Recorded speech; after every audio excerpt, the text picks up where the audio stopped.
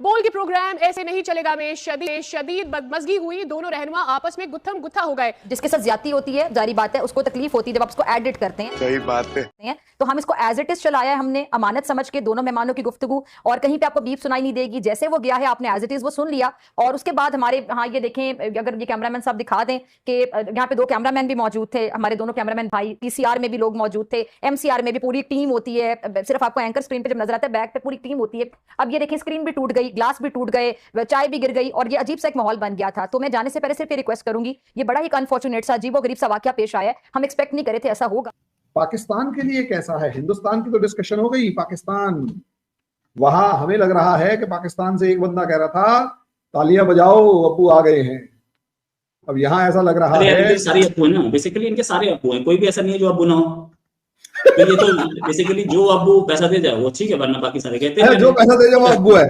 आपकी कोई प्रोसिक्यूशन नहीं रुकूंगा। आप रुके हो तो फिर मैं रुकूंगा। आप नहीं रुके मैं नहीं रुकूंगा। आपने साइबर केस बनाया, क्या बना? खत्म हो गया। आपने तोशाखाना बनाया, वो उसके अंदर अता तारण जाकर पेश होता रहा। अता तारण पूरे जुलूस लेकर जाकर घड़ियां बेची है, एक घड़ी बेची, कीमत अदा की है। गाड़ियां बेची है जो बेची नहीं जा सकती। गाड़ियों का हिसाब शोरूम था, आपसे एवन फील्ड अपार्टमेंट का हिसाब मांगेगी। साइफर का क्या बना? जब वो कोर्ट के अंदर आया तो खत्म हो गया। हमारे आया तो खत्म हो गया। आप क्या अपनी रवायत की बात करें? आप केपी की बेइज्जती करवा रहे हैं। आप मेरे ऊपर बात करें। आप केपी के होकर पख्तूनख्वा की बेइज्जती करा रहे हैं। आप एक करप्ट बंदे को डिफेंड कर रहे हैं। आप एक मुहब्बे वतन पाकिस्तानी के ऊपर बात कर रहे हैं। आप करप्ट आदमी को डिफेंड कर रहे हैं। इसने दोनों सिर्फ किरदार उसका नहीं है, उस व्यक्ति का किरदार नहीं है। दोस्तों वीडियो शुरू करने से पहले मैं आपको बता देता हूँ, वीडियो को लाइक कीजिए और चैनल को सब्सक्राइब कीजिए। चलिए फटाफट देखते हैं वीडियो को और उसके बाद फिर मिलते हैं। ने अमानत समझ के दोनों मेहमानों की गुफ्तगू, और कहीं पे आपको बीप सुनाई नहीं देगी। जैसे वो गया है आपने एज इट इज वो सुन लिया। और उसके बाद हमारे, हाँ ये देखें, अगर ये कैमरामैन साहब दिखा दें कि यहाँ पे दो कैमरामैन भी मौजूद थे, हमारे दोनों कैमरामैन भाई। पीसीआर में भी लोग मौजूद थे, एमसीआर में भी पूरी टीम होती है। सिर्फ आपको एंकर स्क्रीन पे जब नजर आता है, बैक पे पूरी टीम होती है। अब ये देखें, स्क्रीन भी टूट गई, ग्लास भी टूट गए, चाय भी गिर गई, और ये अजीब सा एक माहौल बन गया था। तो मैं जाने से पहले सिर्फ ये रिक्वेस्ट करूंगी, ये बड़ा ही अनफॉर्चुनेट सा अजीब और गरीब सा वाकया पेश आया। लेकिन सोशल मीडिया की सबसे बड़ी खबर है कसुरने, ये बाकायदे से कसुरने ठोके गए और ठीक ठाक फेंटा चला है। पाकिस्तान के प्राइम टेलीविजन बोल न्यूज के ऊपर डॉक्टर फिजा अकबर साहब का ये प्रोग्राम है और वहां पर बैठे हुए हैं तहरीक इंसाफ के वकील इमरान खान साहब के वकील, लीगल बहुत सारे मामला इमरान खान साहब के देखते हैं। हालिया पाकिस्तान के सियासी मंजरनामे या पाकिस्तान का जो नेशनल डिस्कोर्स है उसकी एक बड़ी प्रोमिनेंट शख्सियत जनाब एडवोकेट नईम हैदर पंजोथा साहब, ये नईम हैदर साहब ने बल्कि दूसरे भाई हैं इंतजार हुसैन पंजोथा साहब भी, और याद है होगा आपको जिस तरीके से उन्हें उठाया गया, गायब किया गया। ये दोनों वकील हैं, बड़े तगड़े वकील हैं, बड़ी प्रोमिनेंट पर्सनालिटीज, और ये पाकिस्तानी रियासत का या पाकिस्तान की मिडिल क्लास का असल वो पढ़ा लिखा चेहरा है। ये पैराशूटर्स नहीं है, ग्रास रूटर्स हैं, खुद मेहनत करके, यानी एक एक दिन इन्होंने मेहनत की है, ब्रिक बाय ब्रिक मेहनत करके आज ये पाकिस्तान के नेशनल डिस्कोर्स या नेशनल पॉलिटिक्स का ना सिर्फ हिस्सा है बल्कि बड़ी इंपैक्टफुल पर्सनालिटीज हैं, ये शख्सियत हैं।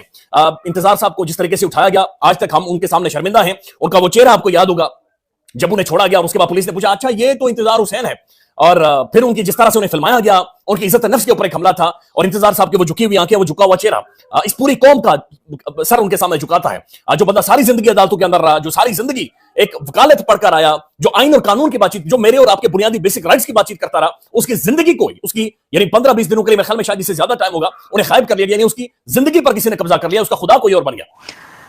हर तरफ धूम मची हुई है डॉक्टर जयशंकर की प्रेस कॉन्फ्रेंस की अमेरिका में।